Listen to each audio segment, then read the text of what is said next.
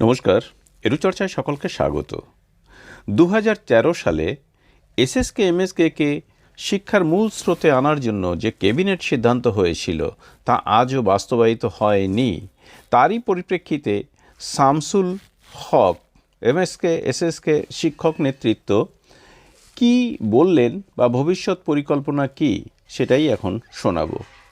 শামসুল বাবু, আমরা দেখলাম যে 2009-10 বিধানসভায় সিদ্ধান্ত হয়েছে যে এই স্কুলগুলোকে একদম পর্ষদের অধীনে এনে ফর্মাল স্কুলে পরিণত করা এবং তার যে ব্যবস্থাপনা সেটি পঞ্চায়েত দপ্তরের অধীনে রেখে মিশনের অধীনেই রাখার কথা বলা হচ্ছে, কিন্তু বাকি সমস্ত কিছু স্কুল এডুকেশন, রেগুলার এডুকেশনের মতো করা।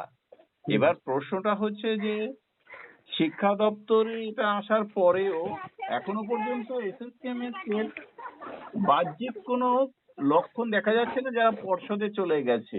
এই মুহূর্তে আমি আপনাকে শিক্ষক নেতৃত্ব হিসেবে সংগঠনের পক্ষ থেকে এর পরিপ্রেক্ষিতে কি ধরনের পদক্ষেপ আপনারা নেবেন বলে মনে করেন? দেখুন, মানে 2020 সালে যখন এইগুলো চেঞ্জিং এর বিষয়গুলো আসে তখন আমাদের আধিকারিক সহ মিনিস্টার যেটা বলেছিলেন সেটা আমরা 2013 সালের ক্যাবিনেটের কথা স্মরণ ছিল, বলেওছিলাম, কিন্তু ওনারা যেটা বোঝাতে চাইলেন যে সর্বশিক্ষা এখানে ফান্ডিং করতে পারবে না। 65 না নিলে 65-তে থাকলে আপনাদের বোর্ডের অনুমোদনও হবে না আর সর্বশিক্ষার ফান্ডিংটাও পাওয়া যাবে না। আচ্ছা, সেই সময় মানে এই ধরনের আমাদেরকে বোঝানো হয়েছিল, কিন্তু 2013 সালের যে ক্যাবিনেট সিদ্ধান্ত সেটাতে স্পষ্ট দেখা যাচ্ছে যে সেন্ট্রাল স্টেট শেয়ারিং ফান্ডে অর্থাৎ সমগ্র শিক্ষা মিশন এখান থেকেই এই টিচারদের বেতনগুলো হবে। যারা ইতিমধ্যে নিয়োগ হয়ে আছে এক্সিস্টিং টিচার এমএসকে তারা 65 পর্যন্ত কাজ করবে। আর নতুন করে একটা কমিশন করার কথা আছে, ওখানে দেখবেন বলা আছে সার্ভিস কমিশন, যেটা নতুন নিয়োগের ক্ষেত্রে তাদের সার্ভিস এজ হবে 60।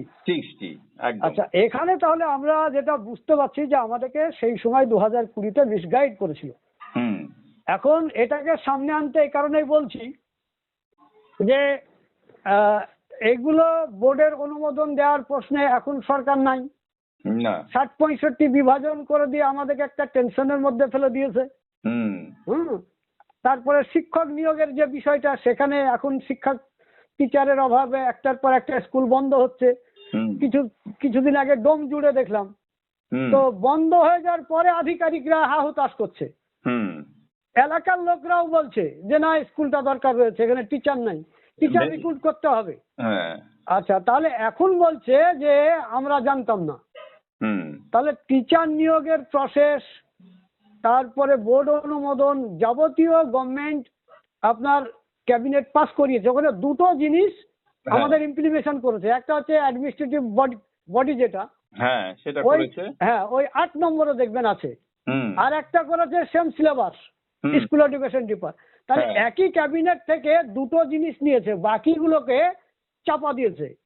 আমরা 2014 সালে সম্ভবত একটা ভেরিফিকেশন হয়েছিল এসএসকে, সেই ভেরিফিকেশনের রিপোর্টটাও জমা পড়েছে, তার এগেইনস্টে school education department no objection দিয়েছে। সবগুলোই কিন্তু ওখানে বলা আছে। এই কারণে আমি বলতে চাইছি যে আমাদের এদিক ওদিক না তাকিয়ে 2013-র যে ক্যাবিনেট সিদ্ধান্ত গভর্নমেন্ট সেটা ইমপ্লিমেন্টেশন করুক, ব্যাস, আর কোনো প্রয়োজন নেই। এইবার আমার প্রশ্ন হচ্ছে যে একটা জিনিস লক্ষ্য করা যাচ্ছে যে বাংলার শিক্ষা পোর্টালে কিন্তু এসএসকে এবং টিচার তারা কিন্তু কোনো সময় অপশনাল বলে দেখাচ্ছে না, তারা রেগুলার বলেই দেখাচ্ছে, বা নন ফর্মালও দেখাচ্ছেন না। এমনও তো হচ্ছে না যে তারা খাতায় কলমে সবই ঠিক রেখেছে, টিচারদের বঞ্চিত করে রেখেছে। এইটাই দেখা যাচ্ছে এখন। এরই পরিপ্রেক্ষিতে সংগঠন নেক্সট মিটিং এ বসে কি আলোচনা করবে বলে মনে করেন আপনারা? আমি ইতিমধ্যে এই বিষয়গুলো নিয়ে আলোচনা করছি, নেতৃত্বের সঙ্গে আলোচনা করছি।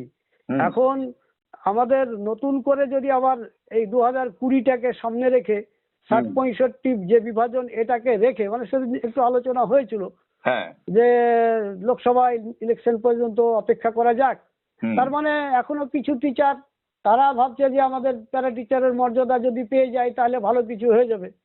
তো প্যারা টিচারের মর্যাদা জায়গা থেকে আমি বলতে চাইছি ওখান থেকে সরে আসি, সরে এসে 2013 ক্যাবিনেট সিদ্ধান্ত এটা ইমপ্লিমেশন হোক, এটা ইমপ্লিমেন্টেড হোক। হ্যাঁ, এটা আমি বলতে চাইছি। আগের ভিডিওতে কিন্তু আমি এইখানে যা যা বলা রয়েছে সেই কথাগুলো কিন্তু উল্লেখ করে দিয়েছিলাম সবটাই। হ্যাঁ শুনেছি। হ্যাঁ, যে 2009 সালেই কিন্তু এই সিদ্ধান্তটা হয়ে গেছিল। হয়েছিল। হ্যাঁ, এটা কিন্তু আমি উল্লেখ করে দিয়েছিলাম। হ্যাঁ, এবং 13 সালে বিধানসভার সিদ্ধান্ত পর্যন্ত হয়েছে। হ্যাঁ, তাহলে তারই পরিপ্রেক্ষিতে 60 আর নয়, টোটালি 65 চলে যাওয়া ভালো।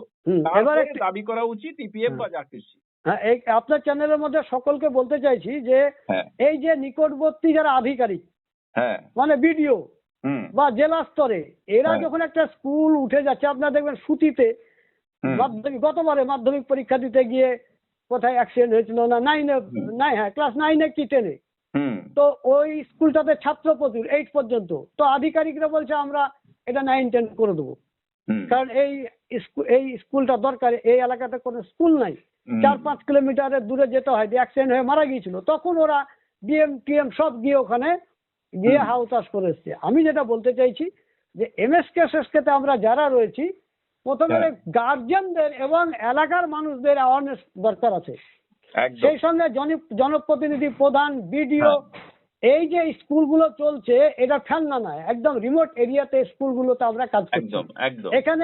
এখানে এই বিদ্যালয়টার প্রয়োজন আছে, এখানে ছাত্রছাত্রী পড়ছে, তাহলে সেখানে কেন টিচার রিক্রুট হবে না, সেখানে কেন 9-10 হবে না, এই ছাত্রগুলোকে 9-10 পড়বে না, 11-12 পড়বে না, উচ্চশিক্ষায় যাবে না? এইগুলো দাবিগুলো আমি সেদিন মিটিংও বলেছি যে এটা সর্বস্তরে ছড়িয়ে দিতে হবে। একদম, হ্যাঁ, ব্লকে, জেলাতে এবং রাজ্যে সর্বত্র ছড়িয়ে দিয়ে আমাদের একটাই দাবি 2013 ক্যাবিনেটকে ইমপ্লিমেশন করতে হবে।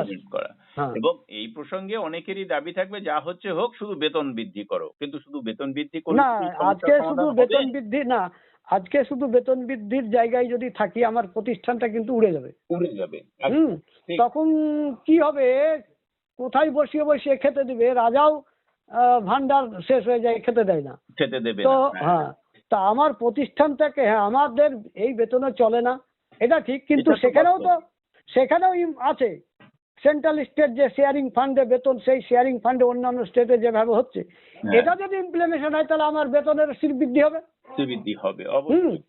এইটাকে সামনে রেখে অ্যাওয়ারনেস দরকার, প্রচার দরকার, প্রসার দরকার এবং দাবিটাকে স্ট্যাবলিশ করতে হবে। এই ক্ষেত্রে আমাদের টিচারদের একটা ভুল ধারণা আছে যে চলো নেমে পড়ি, চরম বিরোধিতা করেও সবকিছু আদায় করা যায় না। আমি যদি সকলকে নিয়ে কাজটা আমার এটাকে তুলে ধরতে পারি, দেখবেন কাজগুলো সহজেই হবে। কেন হবে না? আজকে এতগুলো ছাত্র পড়াশোনা করছে, সেই ছাত্র একটা এমএসকে অঙ্কের মাস্টার নাই, তাহলে কি তারা অঙ্ক শিখবে না? এই বিষয়গুলো আমাদেরকে তুলে ধরতে হবে। আমাদের ঘাটতি রয়েছে, এই ঘাটতিগুলো আমাদেরকে শেষ বয়সে কাটিয়ে আমরা যদি এটাকে সুন্দরভাবে উপস্থাপন করতে পারি, আমার বিশ্বাস কিছুটা হলেও ফল পাওয়া যেতে পারে এবং ভবিষ্যতে লোকাল কোন টিচারও ওখানে নিয়োগ হতে পারে। হ্যাঁ, হতে পারে। ঠিক আছে, আপনাকে অনেক অনেক ধন্যবাদ। ঠিক আছে।